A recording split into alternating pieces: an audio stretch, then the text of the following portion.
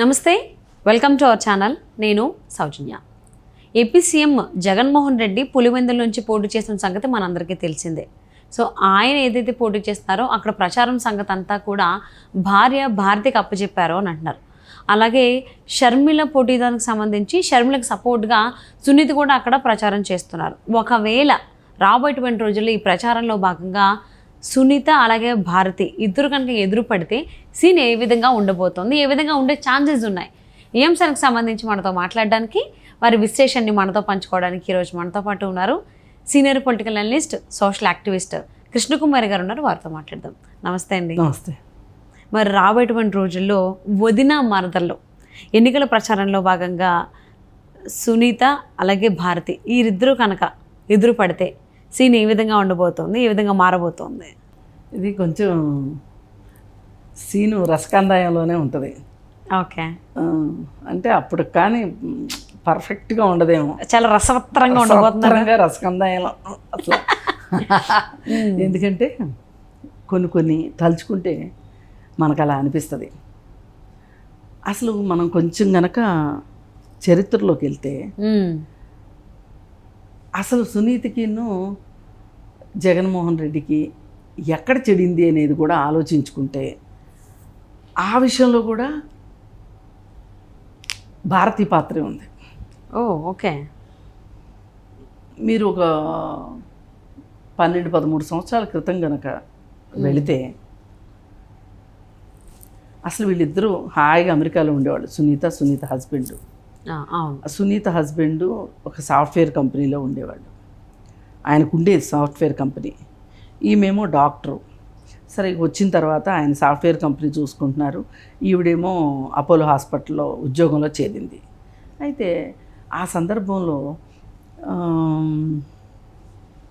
జగన్ అక్రమాస్తుల కేసుల విషయంలో తనకి కావాల్సిన వాళ్ళందరికీ కొంతమంది ఎవరైతే నమ్మకస్తులు ఉంటారో వాళ్ళందరి మీద బినామీ కంపెనీలు పెట్టడం, ఆ బినామీ కంపెనీల్లోకి డబ్బులు ట్రాన్స్ఫర్ చేయటము, ఇలాంటి విషయాలు నడిచినాయి అప్పుడంతా. బోర్డు సూట్ కేస్ కంపెనీలు కదా పెట్టింది. అయితే సూట్ కేస్ కంపెనీ పెట్టే పనే లేకోకుండా సునీత హస్బెండ్కి ఒక కంపెనీ ఉంది కాబట్టి ఆ కంపెనీని బినామీ కంపెనీగా మార్చాలి అని జగన్మోహన్ రెడ్డి అనుకుంటే ఎంతో కొంత ప్రయత్నం జరిగిన తర్వాత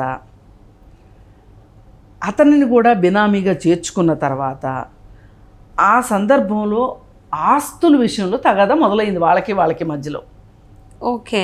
నర్రెడ్డి రాజశేఖర్ రెడ్డికి అందుకే వీళ్ళు పద్దాకా సునీత కంటే కూడా సునీత భర్త అని వీళ్ళు అనడం వెనకమాల కారణం అది. అంటే అందరు బినామీ ఆస్తులు పెట్టించుకున్న వాళ్ళలాగా కాకుండా, ఎందుకంటే అతను సూట్ కేస్ కంపెనీ కాదు, అది అతను ఒరిజినల్ కంపెనీ కాబట్టి అతను వీళ్ళు చెప్పిన మాట ఏదో వినకపోవటము, లేకపోతే వీళ్ళ ఉద్దేశాలకి అనుగుణంగా లేకపోవటంతోనూ అసలు ఒక గొడవలు స్టార్ట్ అయినాయి. ఇక అవి కొన్ని రోజుల తర్వాత ఎవరి పని వాళ్ళు చేసుకుంటా ఉన్నారు. ఈ సందర్భంలో జగన్మోహన్ రెడ్డి అన్న ఎంతో కొంత చూసి చూడనట్టు పోదాము అనుకున్న సందర్భంలో భారతీ రెడ్డి అసలు చూసి చూడనట్టు పోవటానికి వీలు లేకపోకుండా పావులు గదిపిందని, అసలు అందుకే వాళ్ళ మధ్యలో వివాదాలు ఉన్నాయని, కాకపోతే వివాదాలు ఉన్నప్పటికీ కూడా వివాదాలు ఉన్నట్లుగా వాళ్ళు ప్రవర్తించకుండా పైకి మంచిగానే ఉండి కడుపులో కత్తులు పెట్టుకుని ఉన్నారనే విషయం అర్థమైంది. ఇప్పుడు వివేకానంద రెడ్డి హత్య జరిగిన తర్వాత వాళ్ళు చేశారు అని నమ్మల సునీత.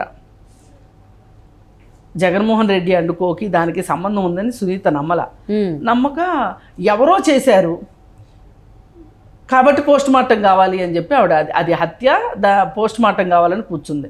సరే పోస్ట్ మార్టంకి వెళ్ళింది, పోస్ట్ మార్టం రిపోర్ట్ వచ్చింది, ఫోరెన్సిక్ రిపోర్ట్ వచ్చింది, కేసు సిబిఐకి వెళ్ళింది, ఏమీ కదలలేదు. అంతకుముందు అంతా జగన్మోహన్ రెడ్డి కోతలు కోసాడు. అసలు చంద్రబాబు నాయుడు సీఎంగా ఉండబట్టే ఆ కేసు ఏమీ కాలేదు, అదే నేను వస్తేనా అది ఇది అని చెప్పి కథలు చెప్పాడు. అలాగే తెలుగుదేశం వాళ్ళ మీదే సునీతను కంప్లైంట్ చేసే విధంగా ప్రోత్సహించాడు, ఒక రకంగా ఒత్తిడి పెట్టాడు, ఇవన్నీ చేసేసాడు. అయిపోయింది కదా. అయిపోయినా కానీ ఆవిడకి ఎక్కడో ఒక చోట ఒక అనుమానం వచ్చేసింది. అసలు ఎందుకు నాకు తెలుగుదేశం వాళ్ళ మీదకి నన్ను ఉసుకొల్పాలని చూస్తున్నాడు జగన్మోహన్ రెడ్డి, అసలు ఈ వెనకమాల జగన్మోహన్ రెడ్డి ఉన్నాడా అనే ఒక అనుమానం వచ్చి ఆవిడ సిబిఐకి అప్రోచ్ కావటము, ఆ కేసులో ఇంప్లీడ్ అవ్వటము మనకు ఆ కథ అంతా మనకు తెలిసింది. ఇక చివరికి ఈమె సాధించింది ఏంటి అంటే అవినాష్ రెడ్డి నోరు తెరిపించగలిగింది. అవినాష్ రెడ్డి బయటకు వచ్చి మాట్లాడాడు మొదటిసారి. అక్కడ దాకా ఆవిడ తీసుకొచ్చింది. మధ్యలో అప్రూవర్లుగా మారటం కావచ్చు, మళ్ళీ రకరకాలు ఎన్నెన్నో జరిగినాయి. ఫైనల్కి మొన్న అవినాష్ రెడ్డి నోరు తెరిచాడు. ఎంతో కొంత ఆమెకి ఒక ఆత్మతృప్తి. అయినా ఆమె అంతటితో ఆగకుండా ఈ పోరాటాన్ని మట్టుకు ఆపదు. అయితే ఇంతలో ఎలక్షన్లు వచ్చేసినాయి.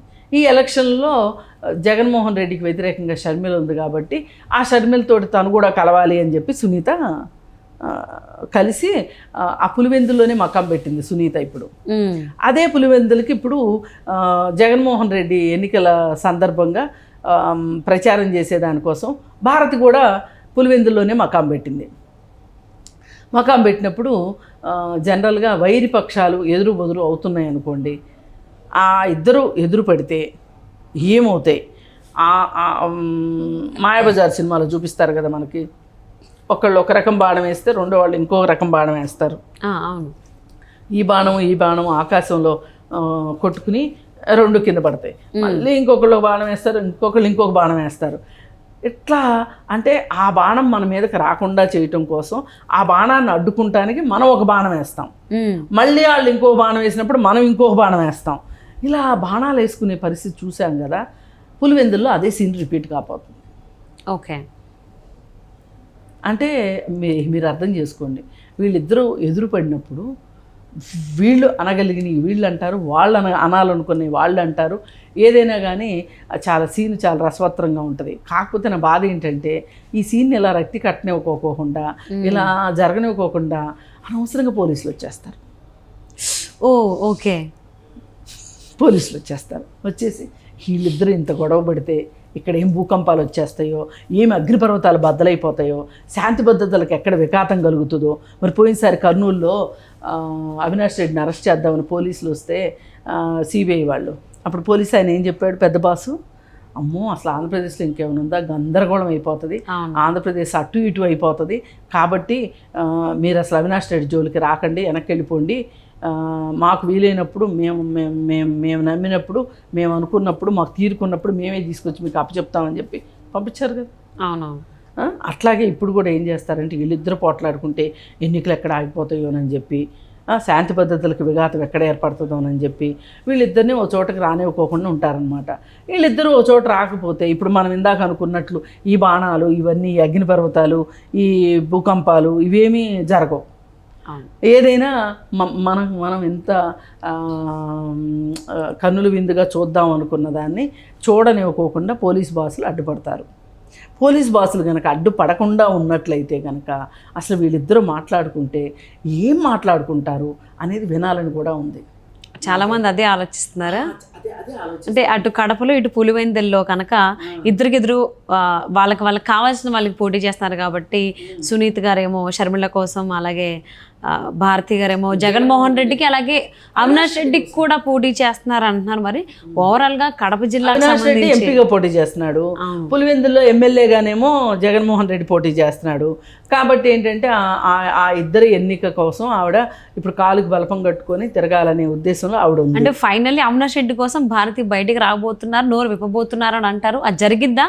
అదే కనుక జరిగితే ప్రచారంలో సునీత్ కనుక ఎదురు పడితే సీన్ ఏ విధంగా ఉండబోతుందని చాలా మంది ఎదురు చూస్తున్నారు. మనం కూడా ఎదురు చూద్దామండి. ఇప్పుడు ఆమె పులివెందుల్లో జగన్మోహన్ రెడ్డి కోసం ప్రచారం చేసిన, అసెంబ్లీ ఓటు కోసం జగన్మోహన్ రెడ్డికి, అవును, ఎంపీ ఓటు కోసం అవినాష్ రెడ్డికే కదా ఆబ్వియస్గా ప్రచారం చేసేది.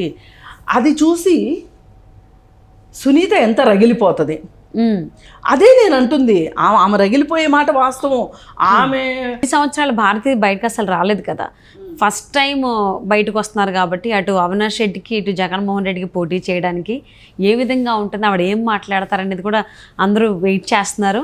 ఆవిడ మాట్లాడేది ఏముంటుందండి, వాళ్ళిద్దరిని గెలిపించమంటది ఎలక్షన్లో, అంతకంటే ఏం అదే అంటే చెప్తారు? ఇప్పటి వరకు చాలా సార్లు అవినాష్ రెడ్డి గురించి ఈవెన్ జగన్మోహన్ రెడ్డి వాళ్ళ మావే మాట్లాడినప్పుడు కూడా చాలా అమాయకుడు అవినాష్ రెడ్డి, ఏదైనా జరుగుతుంటే వివేకానంద రెడ్డికి జరుగుతుంటే చూస్తూ ఉన్నాడు అన్నారు కదా, ఇలాంటి ఏ నిజాలు ఏమేమి బయటకు వస్తాయో అది అంటున్నా, చూద్దాం ఏంటి అనేది. ఏవి బయటకు వచ్చినా సరే అక్కడ ఈ బయటికి రానికుండా ఈ పోలీసులు ఒకళ్ళు శాంతి భద్రతల పేరుతో వాళ్ళిద్దరిని ఎదురుపడినెవరు. కానీ అసలు ఒకసారి వాళ్ళిద్దరికి ఒక మీటింగ్, బహిరంగంగా ఒక మీటింగ్ జరిగితే అసలు వీళ్ళిద్దరు ఏం మాట్లాడుకుంటారో చూడాలని ఉంది.